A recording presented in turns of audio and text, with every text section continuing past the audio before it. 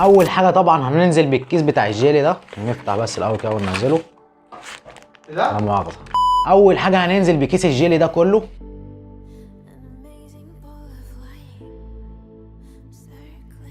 ايوه امسك. تخيل جيلي بطعم الفراوله، سبحان الله يا جدع.